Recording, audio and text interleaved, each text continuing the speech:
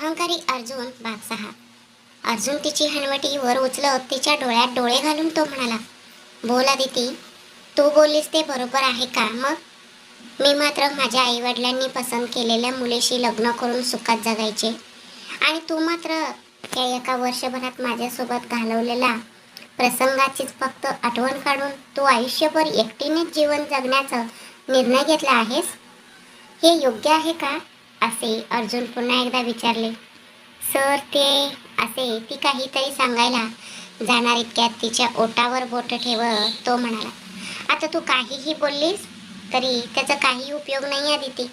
जेव्हा मी माझ्या आईसोबत बोलतो म्हणालो तेव्हा नको म्हणणारी तूच होतीस. बर, तिच्याशी नको तर किमान माझ्या आत्याच्या मुलीशी बोलून लग्न मोडायला लावतो असे मी म्हटले, त्यालाही तू नकार दिलास आणि मी माझ्या वडिलांची शेवटची इच्छा आहे असे सांगून तू माझे तोंडच बंद केलेस.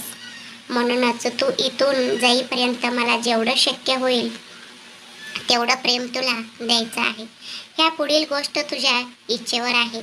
मी त्या मुलीची लग्न करेन किंवा नाही, पण एका वर्षानंतर तू तुझ्या रस्ता धरून निघून जायचे बास. असे बोलताना शेवटला त्याला खूप राग आला होता, कारण जेव्हा तो दोन्ही बाजूंना समजावून सांगण्याचा प्रयत्न करतो म्हणत होता तेव्हा नको म्हणणारी हीच होती आणि आता जेव्हा तो स्वतः तिच्या नवऱ्यासारखं प्रेम देऊन संसार सुरू करूया, माझी बायको म्हणून राहा असे सांगत होता तेव्हाही ती ऐकायला तयार नव्हती.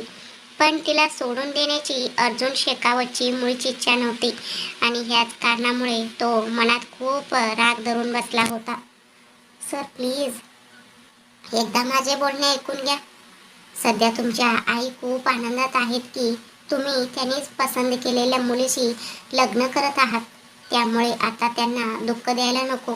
मला पुढे मागे कोणीही नाही. मी तर ह्या आयुष्याला आज कंटाळले होते. अशा परिस्थितीत तुमच्या घरात जर मला थोडं तरी प्रेम मिळालं तर तेच मी माझ्या शेवटच्या श्वासापर्यंत जपून ठेवेन आणि त्याच आठवणींच्या गाठोड्यासोबत माझे संपूर्ण आयुष्य जगून घेईन. असे म्हणत तिच्या डोळ्यात पाणी आले. तिचे ते अश्रू पाहून अर्जुनचे मन तीळ तीळ तुटले. इतके सगळे होऊनही ती ऐकायला तयार नाही याचे त्याला खूप वाईट वाटले. तो म्हणाला, ठीक आहे, तुझी इच्छा. अजून आपण दोघे दूर व्हायला एका वर्षाचा वेळ आहे ना, तेव्हाचे तेव्हा पाहू. समज माझ्या नशिबाने त्या मुलीने स्वतःहूनच या लग्नाला नकार दिला तर तू माझी बायको म्हणून माझ्यासोबत माझ्या घरात राहशील का? अर्जुनने तिला विचारले. जर असे झाले तर माझ्यापेक्षा जास्त आनंदी दुसरी कोणीच असणार नाही सर, आदिती म्हणाली. अर्जुन शेकावासाठी एवढे बोलणे पुरेसे होते. आता काहीही करून आपल्या आत्याच्या मुलीला या लग्नासाठी नकार द्यायला तयार करायचे, पण आदितीला ह्याबद्दल काहीही कळू द्यायचे नाही असा विचार करून त्याने मनातल्या मनात एक प्लॅन आखायला सुरुवात केली. तिने त्याला घास भरवला आणि त्याने तिला भरवला. अशा प्रकारे दोघांनी एकाच ताटात जेवण संपवले. बर, आता त्या नको असलेल्या विषयावर बोलायला नको. अजून वर्षभराचा वेळ आहे ना आपल्याकडे. आता आपण झोपूया असे तो म्हणाला. त्यांनी झोपायला चल म्हटल्याबरोबर आदितीने आश्चर्याने आपले डोळे मोठे केले. सर, मी स्वयंपाकघर सगळं स्वच्छ करून येते असे तिने सांगितले. तेव्हा ठीक आहे म्हणून तो आपल्या खोलीत निघून गेला. स्वयंपाकघर स्वच्छ केल्यानंतर आदितीने घरातील सर्व दिवे बंद केले आणि बेड लॅम्पसारखा एका पिवळ्या रंगाचा दिवा चालू केला. वरच्या मजल्यावर अर्जुनच्या खोलीच्या शेजारीच असलेल्या तिच्या खोलीत ती गेली. तिथे पुन्हा एकदा फ्रेश होऊन तिने प्लाझो पॅन्ट आणि सैलसर टी शर्ट घातला. ती आता झोपणारच होती. तितक्या दारावर टाक टाक करत अर्जुन आत आला. त्याला पाहताच, सर, काही हवं होतं का असे तिने विचारले. हो, हवं होतं असे तो म्हणाला. दूध वगैरे हवं होतं का? एकच मिनिट, मी विसरलेच, घेऊन येते असे म्हणत ती बाहेर जाऊ लागली. तितक्यात त्याने तिचा हात पकडला आणि तिच्या कमरेभोवती हात घालून तिला स्वतःकडे वळून घेतले. सर, हे काय करताय तुम्ही असे तिने घाबरून विचारले.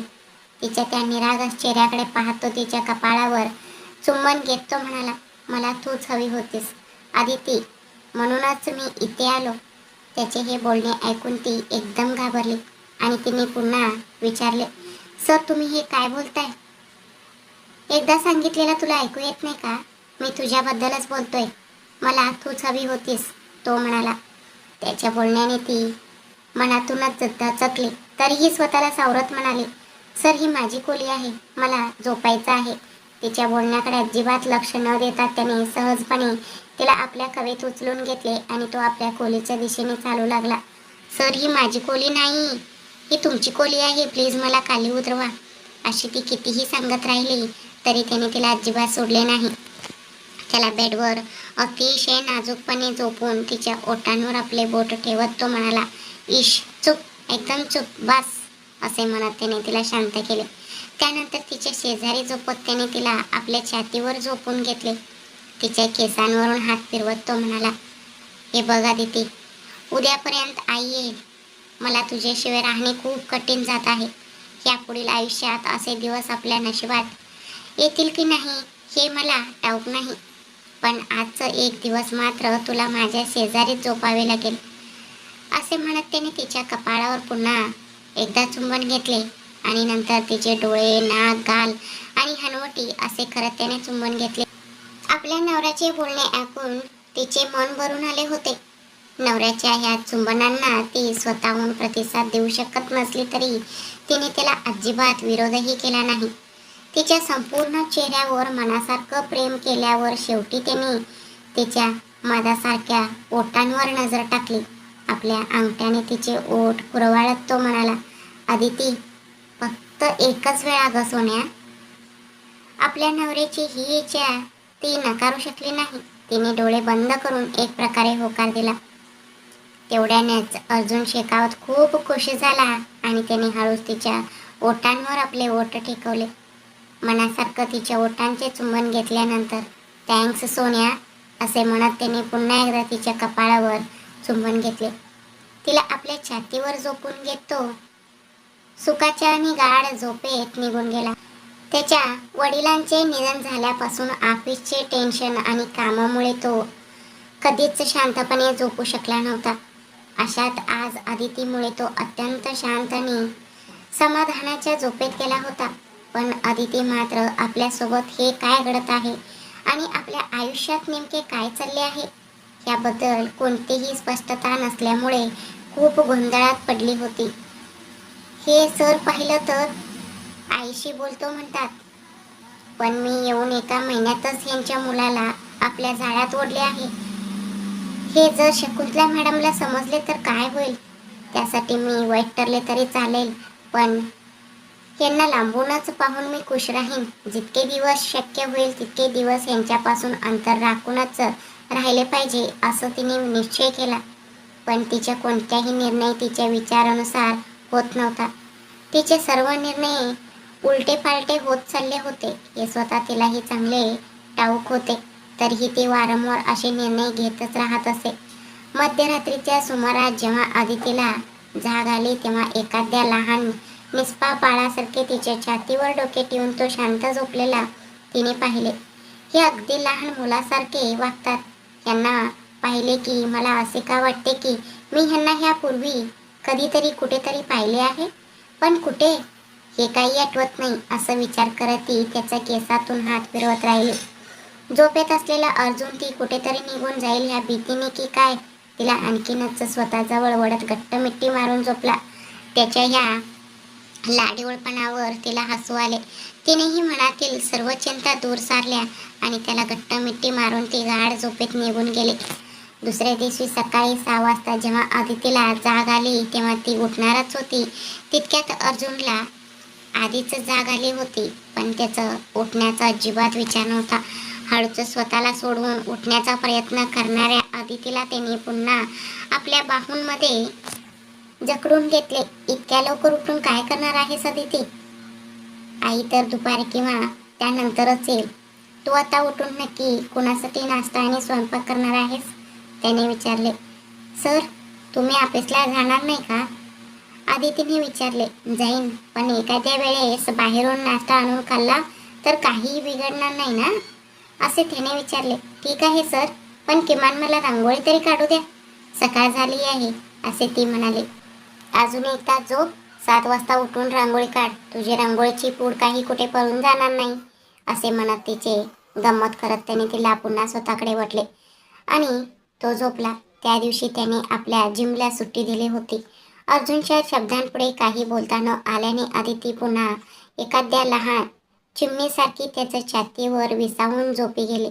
जेव्हा तिने हळूच डोळे उघडून पाहिले तेव्हा घड्याळात 7:30 वाजले होते. ती घाईघाईने उठली. तितक्यात अर्जुननेही तिला सोडले आणि तो बेडवर उठून बसला. आळस देत गुड मॉर्निंग वैपी असे म्हणत त्याने तिच्या कपाळावर एक चुंबन घेतले आणि तिच्या ओठांवर एक छोटंसं चुंबन घेतला. त्याचे असे वागणे गेल्या 2 दिवसांपासून तिच्यासाठी खूप नवीन होते, पण तिला हे सगळे पचवणे जमत नव्हते. थोडी लाजून आणि गोंधळून तिने गुड मॉर्निंग सर म्हटले आणि मी फ्रेश होऊन येते असे सांगून ती आपल्या खोलीत निघून गेली. घाईघाईने फ्रेश होऊन तिने घराचे अंगण झाडले, पाणी शिंपडून त्यानंतर देवघर स्वच्छ करून देवासाठी फुले मांडून ठेवले आणि ती स्वयंपाकघरात गेली. लवकर होणारा नाश्ता म्हणून तिने उपीट बनवायची तयारी सुरू केली. अर्जुन तयार होऊन ऑफिसच्या वेळेला खाली डायनिंग टेबलाजवळ आला तेव्हा सर नाश्ता तयार आहे असे ती म्हणाले. तू नाश्ता कशाला बनवायला गेलीस?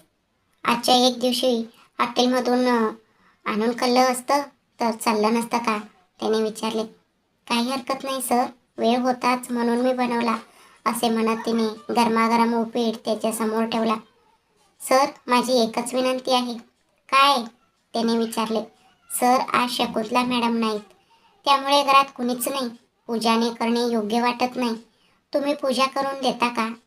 मी सगळी तयारी करून ठेवली आहे, फक्त दिवा लावणे बाकी आहे अशी तिने विनंती केली. डायनिंग टेबलावरून उठून त्याने तिचा हात पकडला आणि तिला देवघराच्या समोर आणून उभे केले. तू ह्या घराची सून आहेस हे तुला समजले आहे की नाही हे तुला माहीत नसेल, पण मी मात्र तूच ह्या घराची सून आणि माझी बायको आहेस हे ठरवून टाकले आहे. मग ते 1 वर्षासाठी असो किंवा 10 वर्षासाठी. आता तूच दिवा लाव. घराची सून म्हणून हे तुझे कर्तव्य आहे. त्याने बोललेला प्रत्येक शब्द जरी अगदी खरा असला तरी तिचे मन ते स्वीकारायला तयार नव्हते.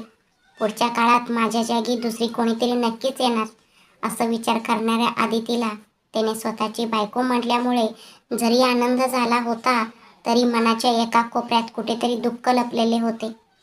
सर तुम्ही हे काय बोलताय असे तिने विचारल्यावर, या क्षणाला तू माझी बायको आहेस हे खरे आहे की नाही असे त्याने विचारले. हो असे म्हणत तिने मान खाली घातली. तसे असेल तर मग दिवा लाव. आदितीने थोड्या भीतीनेच देवघरात जाऊन माचीस घेतली आणि दिवा लावला. त्यासोबतच तिने आरती केली आणि ती अर्जुन समोर धरली. त्याने आरती घेतली आणि तिचेही डोक्याला हात लावून तिला आरती दिली. त्यानंतर तिने स्वतःच्या हाताने आपल्या नवऱ्याला कुंकू लावले. आजचा दिवस तिच्या आयुष्यातील कधीही न विसरता येणारा दिवस ठरला होता.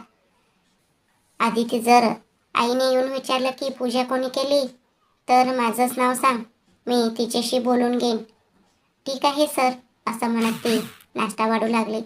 नाश्ता वाढून झाल्यावर आदल्या रात्री प्रमाणेच त्याने तिला पुन्हा एकदा आपल्या मांडीवर बसवून घेतले आणि तो तिला नाश्ता भरवू लागला. यावेळी मात्र आदितीने त्याला न सांगता स्वतःहून पुढे होऊन अर्जुनला नाश्ता भरवला. दोघांनी एकाच ताटात नाश्ता करून संपवला. त्यानंतर अर्जुन ऑफिसला जाण्यासाठी आपली लॅपटॉप बॅग आणायला रूममध्ये गेला. त्याने जोरात आदिती अशी हाक मारली. अर्जुन सर मला का हाक मारत आहेत असं विचार करत आदिती रूममध्ये गेली. तिने विचारले, सर काही हवे होते का? त्यावर तो म्हणाला, हो माझे पाकीट हरवले आहे, शोधून देशील का? हो म्हणत ती तिथेच असलेल्या काचेच्या ड्रेसिंग टेबलाच्या ड्रावरमध्ये त्याचे पाकीट शोधू लागले. पण त्याच्या ह्या कोडकरपणाची आदितीला अजिबात कल्पना नव्हती. ती एखाद्या निष्पाप मुलीसारखे त्याचे पाकीट खरंच हरवले आहे असे समजून शोधत राहिले. तेवढ्यात तो हळूच तिच्या मागे येऊन उभा राहिला. त्याने तिच्या कमरेभोवती हात टाकून तिला जवळ ओढले. तिच्या पाठीवर एक छोटंसं चुंबन घेतला आणि तिचे कांदे घट्ट पकडले. ती दचकली आणि म्हणाली, सर हे काय करत आहात?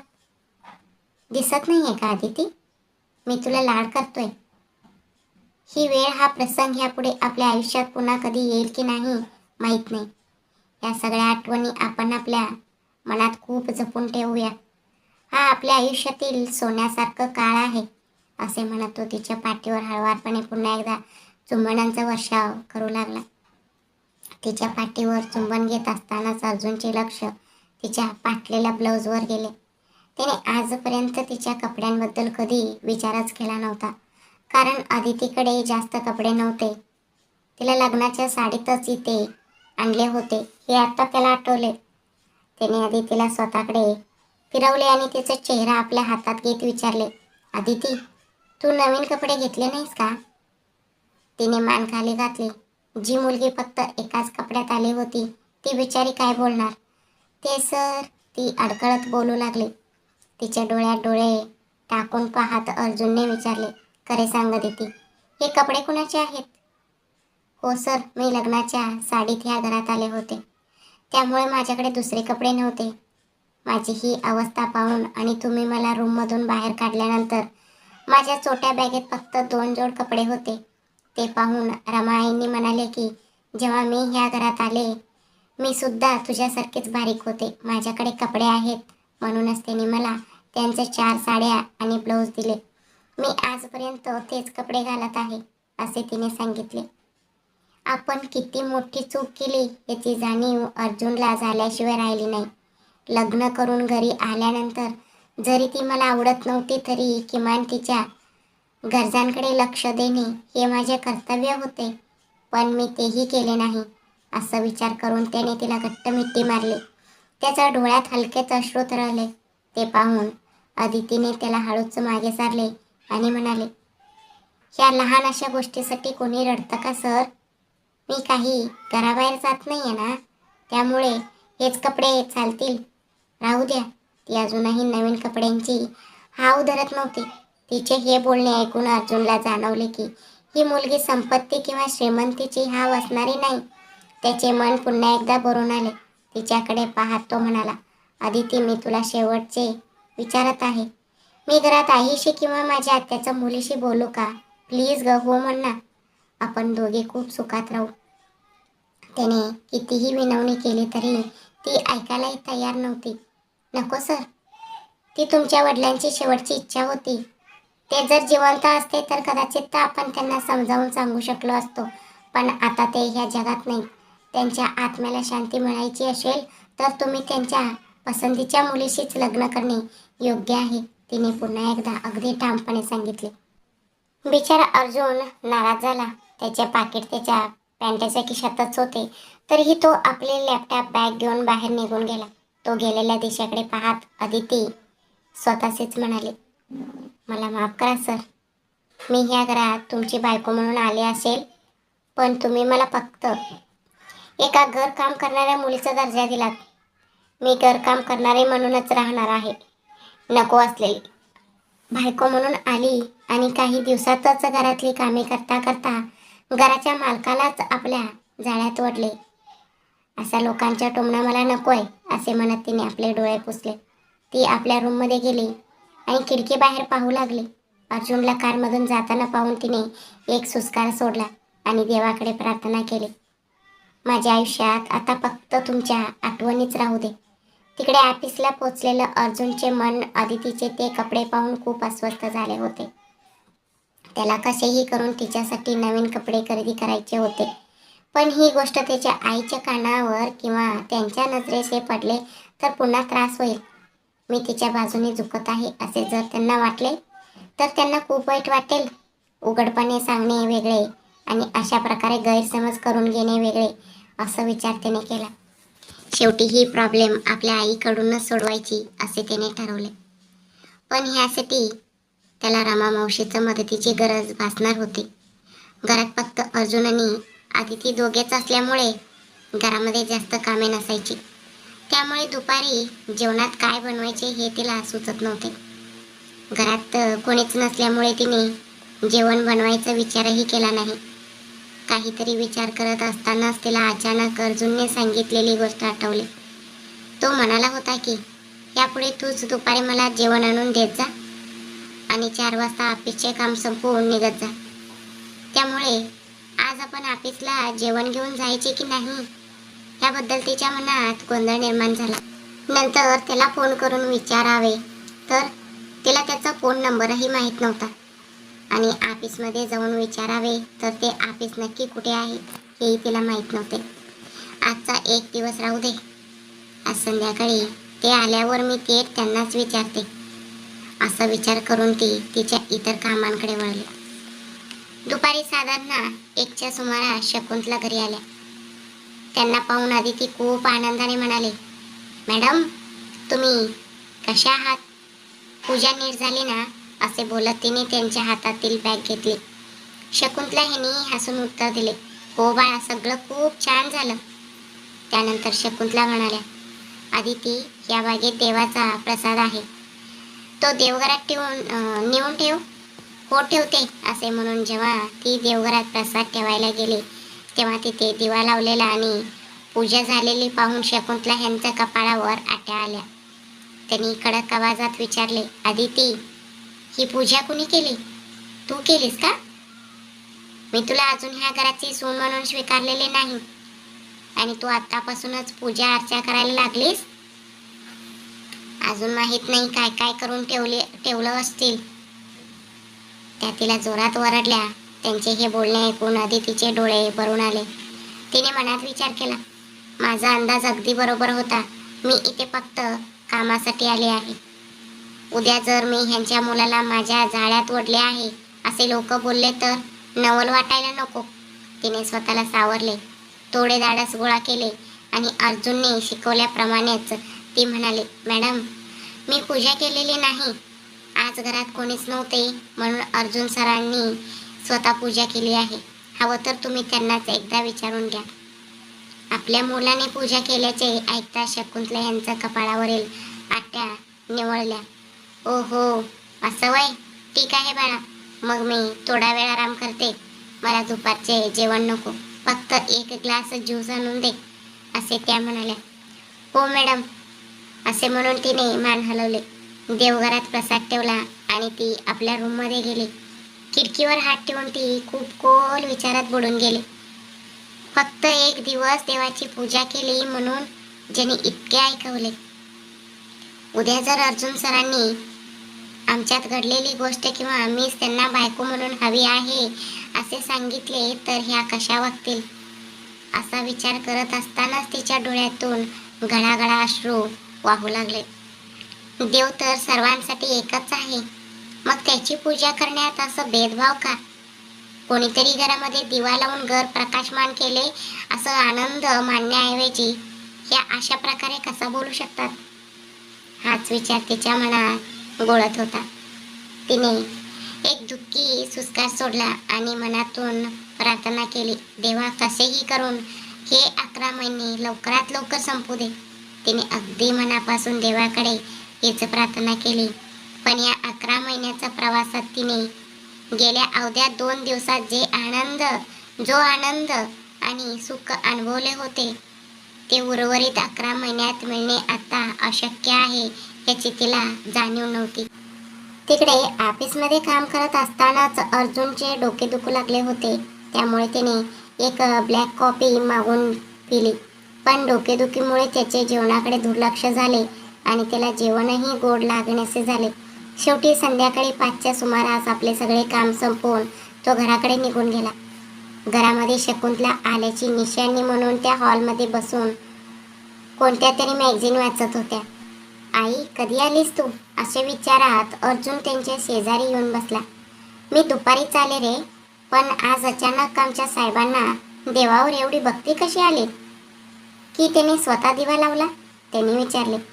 त्यांच्या ह्या प्रश्नावरून अर्जुनला लगेच समजले की त्याच्या आईने प्रत्येक गोष्टीने खूप बारकाईने निरीक्षण केले आहे. मग तो म्हणाला, हो आई, घरात कुणीच नव्हते आणि आदितीला पूजा करायला सांगावे तर मला ते योग्य वाटले नाही म्हणून मी स्वतः दिवा लावला. तिने आधीच सगळी तयारी करून ठेवली होती, मी फक्त दिवा लावला एवढंच. बरं, मी कॉपी करायला सांगू का? त्यांनी विचारले. अर्जुन म्हणाला, हो आई, डोके खूप दुखत आहे. त्या दिवशी तिने आल्याचा चहा केला होता ना, तसंच चहा करायला सांग आणि माझ्या रूममध्ये आणायला सांग.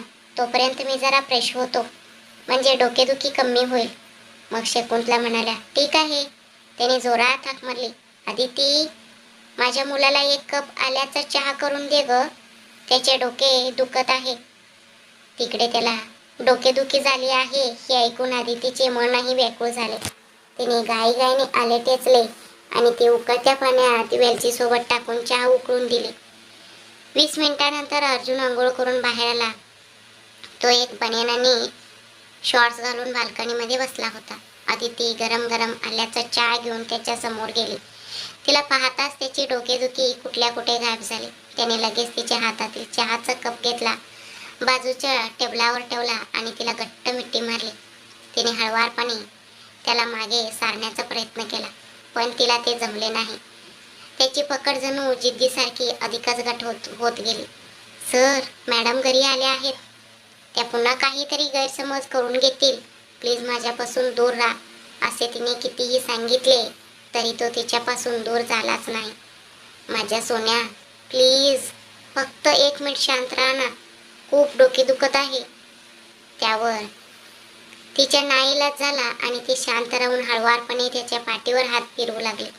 त्यालाही तितकेच हवे होते. त्याची डोकेदुखी हळूहळू कमी झाल्यासारखी वाटली.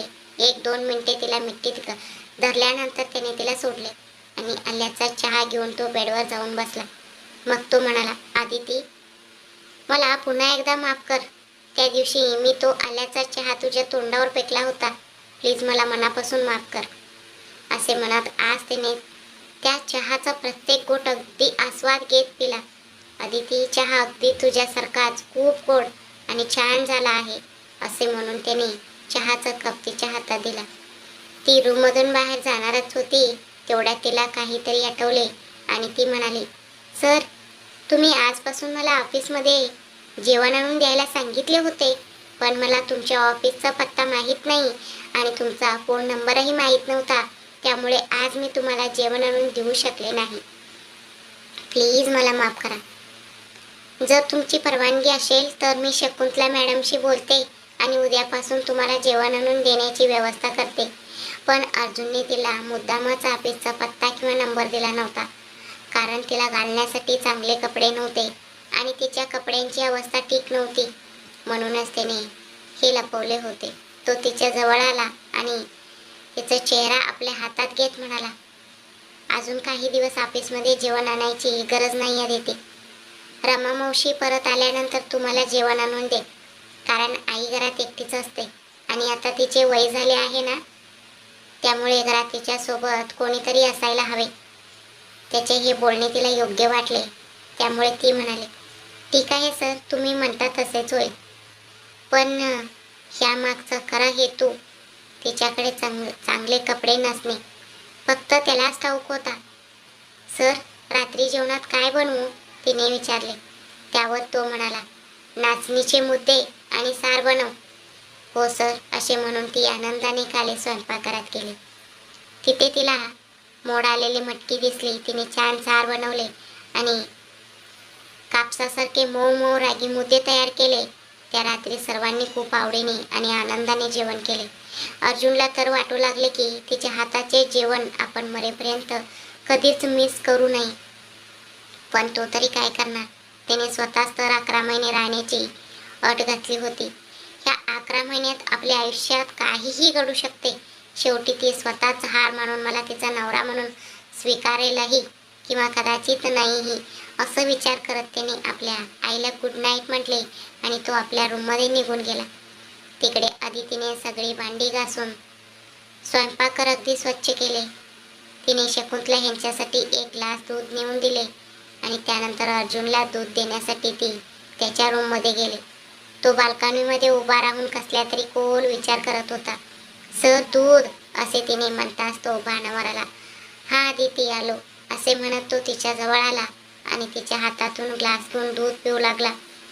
ती दूध देऊन परत जाणारच होती तेवढ्यात त्याने तिचा हात धरून तिला थांबवले. "1 मिनिट," असे म्हणत त्याने स्वतः पिऊन उरलेले अर्धा ग्लास दूध तिला पाजण्यासाठी पुढे केले. "सर, हे सगळं नको प्लीज," ती लाजत आणि संकोचत म्हणाली. त्यावर तो प्रेमाने ओरडला, "तू गपचूप दूध पितेस की नाही? सकाळपासून नंदी बैलासारखी सगळी कामं स्वतःच्या अंगावर घेऊन करत असतेस. एवढं करूनही जर तू अर्धा ग्लास दूध पिणार नसतील तर काय अर्थ आहे? त्याच्या ह्या बोलण्यावर तिने निमूटपणे ते उरलेले दूध पिऊन संपवले. त्याच्या बोलण्यामुळे तिने घाईघाईने दूध तर पिले, पण त्यामुळे तिच्या ओठांच्या वर दुधाची पांढरी रेघ तयार झाली. ते पाहून तो म्हणाला, आदिती? तिने विचारले. बोला सर.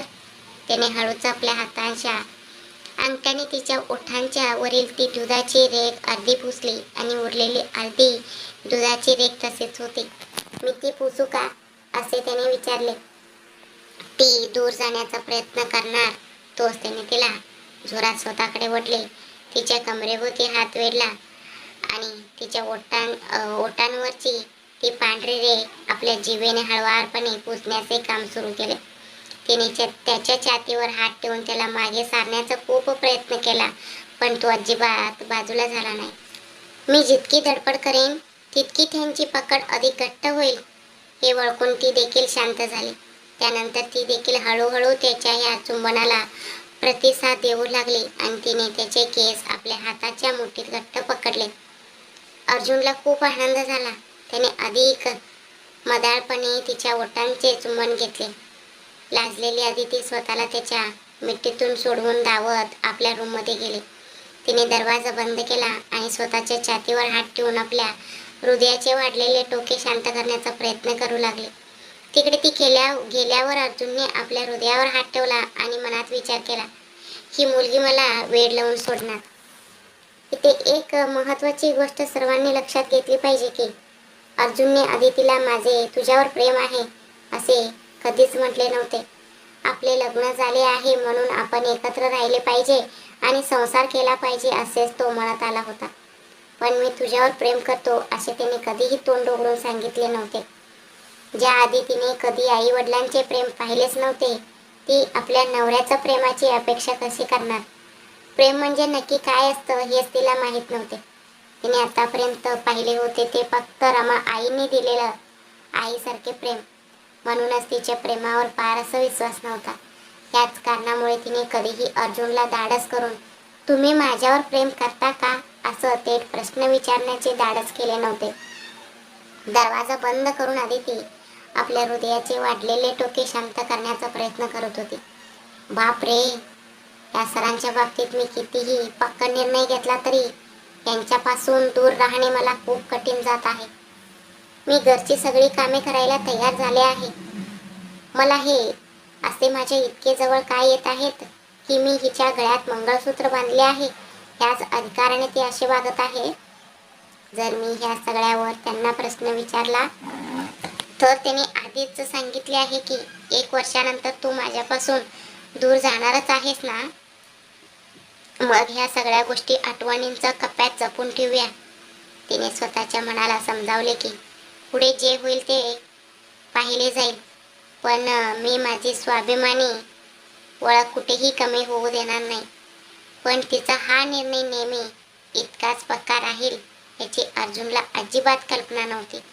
ती गेल्यानंतर आपल्या छातीवर हात ठेवून उभा असलेला अर्जुन विचार करत होता की ही मुलगी मला खरंच वेड लावून सोडणार. पण स्वतःच्या मनात त्याने तिला खरंच प्रेमाने बायकोचे स्थान दिले आहे की नाही हे कदाचित त्याला स्वतःलाही माहीत नव्हते. तो फक्त तिच्या आकर्षणात पडून तिच्याशी असं वागत होता की गळ्यात मंगळसूत्र बांधले आहे या अधिकाराने बायकोसोबत असे राहू शकतो म्हणून वागत होता. हे स्वतः ह्याचे त्यालाच समजत नव्हते. त्याचे हे वागणे पुढे जाऊन कधीतरी त्याच्यासाठीच मोठी अडचण ठरू शकते असा विचार त्याने कधीच केला नव्हता. दुसऱ्या दिवशी नेहमीप्रमाणे आंघोळ करून आदिती बाहेर आली आणि घरातील कामांना लागली. त्यानंतर तिने शकुंतला ह्यांच्यासाठी 1 कप कॉफी आणि अर्जुनसाठी 1 कप ग्रीन टी बनवला. तिने शकुंतला ह्यांना कॉफी दिली आणि गुड मॉर्निंग मॅडम असे म्हणून ती अर्जुनच्या रूममध्ये ग्रीन टी देण्यासाठी गेली. त्या दिवशी तो तिने दिलेला ग्रीन टी शांतपणे पिऊन जास्त खोडकरपणा न करता स्वतःहून जिम रूममध्ये निघून गेला. जाता जाता तो म्हणाला, Aditi, if you don't mind माझे कपडे जरा बेडवर नीट रचून ठेव. हो सर असे म्हणून तिने मान हलवली. तिने आधीच इस्त्री करून ठेवलेला एक जोड कपडे बेडवर ठेवला. तसेच ड्रेसिंग टेबलावर त्याचे घड्याळ, पाकिट आणि लॅपटॉप बॅग व्यवस्थित लावून दिली आणि ती खाली नाश्ता बनवण्यासाठी गेली. नाश्त्याला ती आप्पे बनवत असल्यामुळे जास्त काम नव्हते. मंद आचेवर तिने आप्पे छान भाजून घेतले आणि खोबऱ्याची चटणी बनवून तिला खमंग फोडणी दिली. त्याचा सुवास संपूर्ण घरात पसरला होता. अंघोळ करून फ्रेश झालेला अर्जुन नाश्ता करण्यासाठी खाली आला. शकुंतला देखील तिथे आल्या होत्या. आदितीने त्या दोघांनाही नाश्ता वाढला. शकुंतला आणि अर्जुन आपापसात बोलत होते. रमा मावशी कधी येणार आहेत, असे आईने विचारल्यावर अर्जुन म्हणाला, आज येऊ शकतात आई. त्यांचा फोन आला होता. त्यावर आईने विचारले, सायली कॅम्पवरून कधी परत येणार आहे. मग तो म्हणाला, तिला अजून 2 दिवस लागतील. तिचाही कॉल आला होता. हे ऐकून आदितीला खूप आनंद झाला की आज रमा मावशी परत येणार आहेत. तिने आप्याचे पीठ बाजूला उचलून ठेवले, जेणेकरून रमा मावशी आल्यावर त्यांना गरमागरम आप्पे बनवून देता येतील. नाश्ता करून अर्जुनने आपल्या आईला सांगितले आणि तो ऑफिससाठी निघाला. दरम्यान शकुंतला आपल्या गोळ्या घेऊन थोडा वेळ आराम करावा म्हणून आपल्या रूममध्ये गेल्या आणि त्यांनी दरवाजा बंद करून घेतला. त्या दोघांनी खाल्लेली करकटी ताटे बेसिनमध्ये टाकून ती घासताना आदितीच्या डोळ्यातून अश्रू वाहू लागले. रमा आई असत्या तर म्हणाल्या असत्या, आदिती आधी नाश्ता करून घे, नंतर उरलेले काम कर. पण आज तू आधी नाश्ता कर आणि मग काम कर, असे सांगणारे एकही हक्काचे माणूस माझ्यासोबत नाही. या विचाराने तिचे मन आतून रडत होते. डोळ्यातील पाणी गालावरून खाली गळण्यापूर्वीच मागून कोणीतरी येऊन तिला घट्ट मिठी मारली. ती घाबरून ओरडणारच होती. तेवढ्यात अर्जुनने तिच्या कानाजवळ हळूच म्हटले, मीच आहे माझे सोन्या, तुझा नवरा. त्याचा आवाज ऐकून आदिती जरा सावरली. तिने इकडे तिकडे पाहत तिच्या कमरेभोवती असलेला त्याचा हात सोडवण्याचा प्रयत्न केला आणि म्हणाले, सर हे काय करत आहात तुम्ही. हे स्वयंपाकघर आहे, प्लीज माझ्यापासून दूर व्हा. शकुंतला मॅडम जर इथे आल्या तर त्या माझ्याबद्दल नक्कीच चुकीचा विचार करतील. प्लीज दूर व्हा. ती कितीही विनवणी करत असली तरीही हा पट्ट्या तिला सोडायला तयार नव्हता. त्याची आई आताच गोळी घेऊन झोपायला गेली आहे, त्यामुळे ती इतक्यात उठून येणार नाही हे अर्जुनला चांगलेच ठाऊक होते. म्हणूनच त्याने धीर करून स्वयंपाकघरात प्रवेश केला होता आणि तो आदितीला जवळ घेऊन उभा राहिला. काय मॅडम, आज मूड जरा खराब दिसतोय. सकाळी किस घेतला नाही म्हणून का, त्याने मिस्किलपणे विचारले. त्याच्या या बोलण्यावर तिचे दोन्ही गाल लाजेने लाल झाले. असं काही नाहीये सर, प्लीज आता तरी मला सोडा. वेळ वाईट असेल तर दोरीचाही साप होतो म्हणतात, तसंच माझी वेळ खराब असेल तर शकुंतला मॅडम कधीही इथे येऊ शकतात. ती गायवाया करत होती, पण हा पट्ट्या काही ऐकायला तयार नव्हता. ठीक आहे, मी तुला सोडतो, पण आधी तू नाश्ता कर, तो म्हणाला. त्याचे हे शब्द ऐकून तिचे मन भरून आले. आनंदाने तिच्या डोळ्यात पुन्हा पाणी आले. तिच्या गालावर आलेल्या अश्रू पुसत तो म्हणाला, आपण दोघे जेव्हा सोबत नाश्ता करत होतो तेव्हा मला तुला हे सांगता आले नाही, म्हणूनच आता खास सांगायला आलोय. आधी नाश्ता कर आणि मग उरलेले काम कर. तिच्या मनात चाललेला विचार जणू त्याने अचूक ओळखला होता. यामुळे तिला मनातून खूप आनंद झाला. हो सर, मी खाते, फक्त हे 2च भांडी उरली आहेत, हे घासून ठेवते आणि मग नाश्ता करते, ती म्हणाली. त्यावर त्याने तिला स्वतःकडे फिरवले आणि म्हटले, तुला एकदा सांगितलेलं समजत नाही का, आधी नाश्ता कर, असं सांगतोय ना मी. तो जरा मोठ्या आवाजात बोलला. त्याच्या त्या मोठ्या आवाजाने ती थोडी दचकली, पण तिने लगेच धीर गोळा केला आणि थेट त्याच्या तोंडावर आपला हात ठेवून इकडे तिकडे भीतीने नजर फिरवली. सर प्लीज हळू बोला, आता मला नाश्ता करायचा आहे ना, मी करते, असं म्हणत तिने आपल्या साडीचं पदराने हात पुसले आणि हॉट बॉक्समध्ये ठेवलेले आप्पे ताटात वाढवून घेऊन ती खायला बसली. तिचे ते घाबरलेले डोळे पाहून त्याला मनोमन खूप मजा वाटत होती. ही मुलगी किती घाबरते ना, असं विचार करत तो तिच्या जवळ खाली बसला. त्याने तिची हनवटी हळूच वर केली, तिच्या कपाळावर एक गोड मुका घेतला आणि गुड गर्ल म्हणत तिचे गाल तो पटले. मग बाय म्हणून तो तिथून निघाला. तिने ह्या हसऱ्या चेहऱ्याने त्याला बाय सर म्हटले नाश्ता संपवून तिने घरातील सगळी कामे आटोपली. आता ती रमाची वाट पाहत बागेत जाऊन बसली. दुपारी साधारण 1च्या सुमारास रमा घरी आली. ती येताच आधी ती धावत गेली आणि तिने रमाला घट्ट मिठी मारली. तिची अवस्था जणू एखाद्या गाईचा लहान वासरूसारखी झाली होती, जे आपल्या आईला शोधत आले आहे. ज्या मुलीने कधी कुणाचे प्रेम पाहिले नव्हते, तिला रमा आईंनी माया दिली होती. म्हणूनच तिला तिच्याशिवाय राहणे खूप कठीण जात होते. तिने रमाला फोन करून बोलावे तर तिच्याकडे स्वतःचा मोबाईल नव्हता आणि अर्जुनकडे मोबाईल मागण्याचे धाडस तिच्यात नव्हता. म्हणूनच ती मनाला समजावून रमाच्या येण्याची वाट पाहत होती. अखेर 3 दिवसानंतर ती परत आली होती. का रडतेस माझ्या लाडक्या बाळा? मी एका अंत्यविधीसाठी गेले होते ना. जर दुसरं काही चांगलं कार्य असतं तर मी तुला कसंही करून सोबत घेऊन गेले असते, असे म्हणत ती एखाद्या लहान मुलासारखं अदितीचा चेहरा कुरवळला आणि तिचे अश्रू पुसले. आता मी कुठेही जाणार नाही बाळा. माझ्या नवऱ्याच्या नातेवाईकांचे ऋण आता संपले. आता मी मरेन तेव्हा ह्याच घराचे लोक माझ्यासाठी सर्वस्व असतील. रमा असे बोलत असतानाच अदितीने तिच्या तोंडावर हात ठेवला आणि म्हणाले, आई, असं अजिबात बोलू नका. प्लीज, तुम्ही मला कधीच सोडून जाऊ नका. तिने पुन्हा एकदा तिला घट्ट मिठी मारली. मग रमा म्हणाली, बर माझ्या बाळा, आता नाही जात. चल, आधी आपण आत जाऊया. आदिती तिचा हात धरून तिला घराच्या आत घेऊन गेली. आई, तुम्ही पटकन फ्रेश होऊन या. मी तुमच्यासाठी गरम गरम आप्पे बनवते, ती म्हणाली. रमा सकाळी फक्त कॉफी पिऊन प्रवास सुरू केला होता. प्रवासात काही खाल्ले तर उलट्या होतील ह्या भीतीने ती वाटेत काहीच खाल्ले नव्हते. आदितीने आग्रह केल्यामुळे ती हो म्हणाली आणि फ्रेश होण्यासाठी आपल्या रूममध्ये गेली. तोपर्यंत आदितीने गरम गरम आप्पे आणून रमासमोर ठेवले. ती खूप आनंदाने ते खायला सुरुवात केली आणि सोबतच आदितीलाही प्रेमाने एक एक घास भरवला. ज्या मुलीने आपल्या स्वतःच्या आईचे प्रेम गमावले होते, तिला आज ह्या रमाच्या रूपात पुन्हा एकदा आईची माया मिळाली होती. तिकडे ऑफिसमध्ये आल्यावर अर्जुनने एक महत्त्वाची मीटिंग संपवली. त्यानंतर आपल्या केबिनमध्ये येऊन बसल्यावर त्याने पीएला कॉल करून ब्लॅक कॉफी मागवून घेतली. केबिनमधील थंड हवेचा आस्वाद घ्यावंसं वाटल्यामुळे त्याने खिडकीचा पडदा बाजूला सारला आणि काच सरकवून उघडली. तो थंड हवेत उभा राहून कॉफीचे घोट घेत होता. तेवढ्यात त्याचे लक्ष खाली गेले. गेटवर सिक्युरिटी गार्डसोबत कोणीतरी किरकोळ वाद घालत असल्याचे त्याला दिसले. सिक्युरिटी गार्डशी वाद घालणारा त्या व्यक्तीचे अर्जुनने बारकाईने निरीक्षण केले आणि तो मनात म्हणाला, अरे, हे तर आदितीच्या गावाचे सरपंच आहेत ना. त्या दिवशी मला आदितीसोबत लग्न करायला राजी करणारे हेच तर होते. मग आता हे कोणत्या कारणासाठी इथे आले असतील?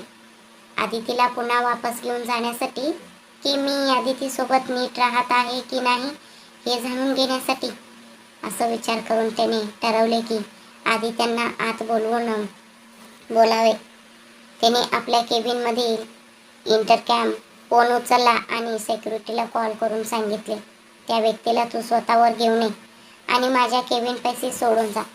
आपण कॉल करताच बॉसने स्वतःहून या व्यक्तीला आत पाठवायला सांगितले. हे ऐकून सिक्युरिटी गार्डला आश्चर्य वाटले, पण कदाचित हे सरांच्या ओळखीचे असावेत असा विचार करत तो त्या व्यक्तीकडे वळला आणि म्हणाला, सर, प्लीज मला माफ करा. मला माहीत नव्हतं त्या तुम्हाला बॉस भेटायला बोलवत आहेत. मी स्वतः तुम्हाला त्यांच्या केबिनमध्ये सोडून येतो. त्यावर त्या व्यक्तीनेही खूप खूप उपकार सर तुमचे म्हणत त्यांचे आभार मानले.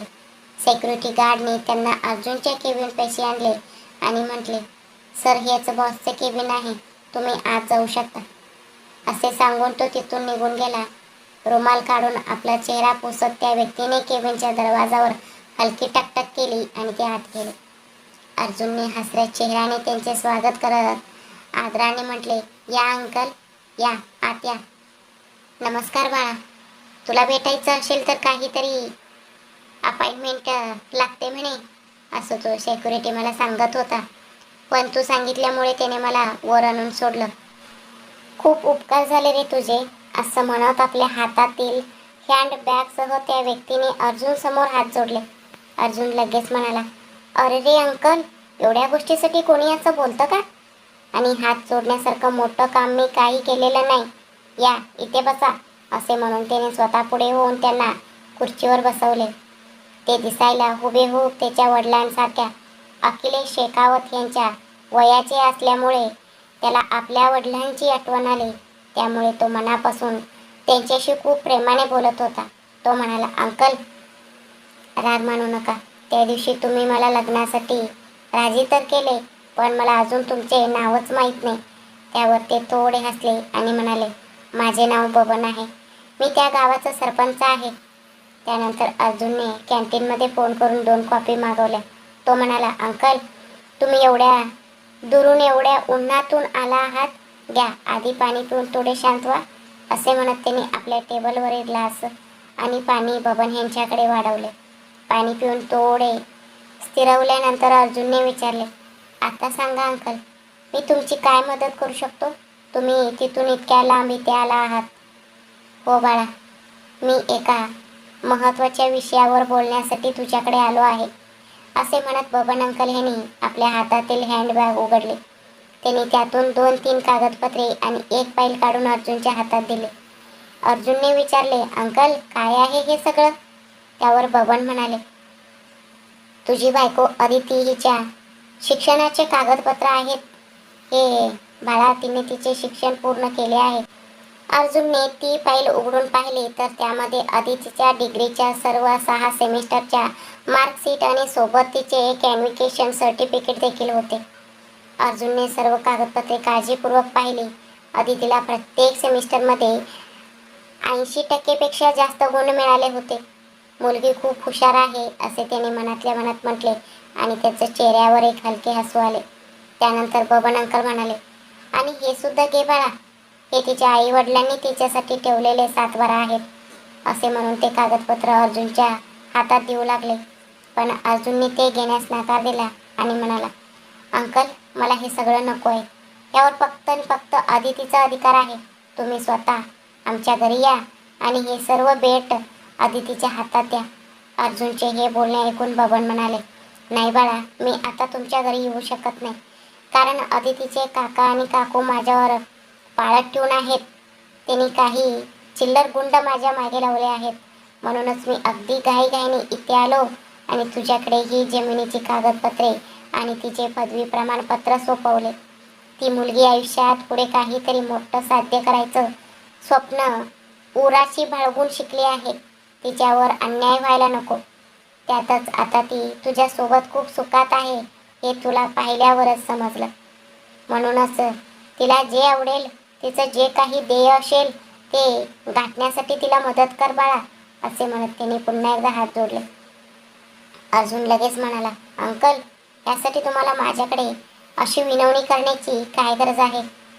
तो पुढे म्हणाला, ठीक आहे, ती फाईल माझ्याकडे द्या आणि तुम्ही आता अजिबात घाबरू नका. तिच्या काका काकूंनी ज्या चिल्लर गुंडांना तुमच्या मागे लावले आहे त्यांना मी स्वतः पाहून घेईन. तुम्ही निर्धास्त राहा. तेवढ्यात केबिनमध्ये कॉफी आली. अर्जुनने त्यांना धीर देत म्हटले, अंकल, आधी ही कॉफी घ्या आणि तुमचा सगळा ताण इथेच विसरून जा. कॉफी पिता पिता बबन अंकल यांचे मन आता अगदी हलके झाले होते. ते कॉफीचं घोट घेत म्हणाले, अदिती बरी आहे ना बाळा? या जगात तिचे हक्काचे म्हणायला आता कोणीच उरले नाही.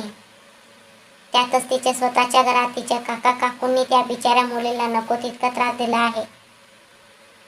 एका वेळच्या जीवनासाठी सुद्धा त्याने तिला खूप तडपवले आहे. एवढेच नाही बाळा, आमच्या गावात किंवा आजूबाजूच्या गावांमध्ये कोणतेही लग्न कार्य किंवा कार्यक्रम असला की ते तिला तिथे लोकांचे कर्कटे भांडे घासायला आणि कर्कटी पाणी उचलायला लावायचे. ती लहान असल्यापासून बिचारी ही सगळी कामे करत आली आहे. नंतर जशी जशी ती मोठी झाली तशी स्वयंपाकाची कामे करता करता ती खूप छान स्वयंपाक शिकली. मग ती गावातल्या मोठमोठ्या घरांमध्ये स्वयंपाक करायलाही जाऊ लागली. पण तिचं मिळणारा सगळा पगार मात्र तिची काकूच स्वतःकडे ठेवून घ्यायची. अदितीला अशा कार्यक्रमांना जायला खूप आवडायचे, कारण तिथे पोटभर जेवायला मिळेल. त्याच एका विचाराने ती मुलगी मागे पुढचा विचार न करता प्रत्येक कार्यक्रमात जायची. तिथे स्वयंपाकाचे काम असेल तर स्वयंपाकात मदत करायची, नाहीतर खरकटी पाने उचलून शेवटी जे काही जेवण मिळेल ते अगदी मन लावून खायची आणि आपले पोट भरायची. अशी ती मुलगी होती. तिच्या स्वतःच्या घरात तिच्यासाठी फक्त 4 जोड कपड्यांशिवाय त्यांनी दुसरे काहीच ठेवले नव्हते.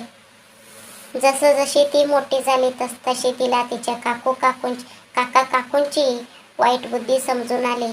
म्हणून तिने स्वतःचे महत्त्वाचे कागदपत्रे आणून आमच्या घरात लपवून ठेवल्या होत्या. मी त्या गावाचा सरपंच असल्यामुळे तिच्या काका काकूंना माझ्या घरी येऊन तिच्या जमिनीची आणि शिक्षणाची कागदपत्रे मागण्याचे धाडस झाले नाही. म्हणूनच हे सगळे पेपर्स माझ्याकडे सुरक्षित राहिले. नाहीतर त्यांनी कधीच माझ्या घरी येऊन हे सगळे वरबडून नेले असते. तिच्या शिक्षणाचे पेपर्स त्यांनी आगीत जळून टाकले असते आणि जमिनीची कागदपत्रे स्वतःच्या नावावर करून देण्याचा कट रचला होता. पण आता हे सगळे पेपर्स योग्य व्यक्तीच्या हातात पोचले आहेत, याचेच मला सर्वात मोठे समाधान आहे. असे म्हणत बबन अंकल यांनी एक सुटकेचा श्वास सोडला. हे ऐकून आता अर्जुनच्या मनात मोठी खळबळ माजली. कारण अदितीने आयुष्यात इतके कष्ट सोसले असतील याची त्याला पुसटशी कल्पना नव्हती. तिच्या काका काकूंनी तिला फक्त घरात कोंडून ठेवून त्रास दिला असेल किंवा मालमत्तेसाठी छळ करून तिच्या त्या माणसाशी लग्न लावून देण्याचा प्रयत्न केला असेल, असाच त्याने फक्त अंदाज लावला होता. पण ती लहानपणापासून इतकी होरपळली आहे अन्नासाठी, तिने एवढे कष्ट काढले आहेत हे विचार करूनच अर्जुनच्या डोळ्यात हलकेच अश्रू तरळले.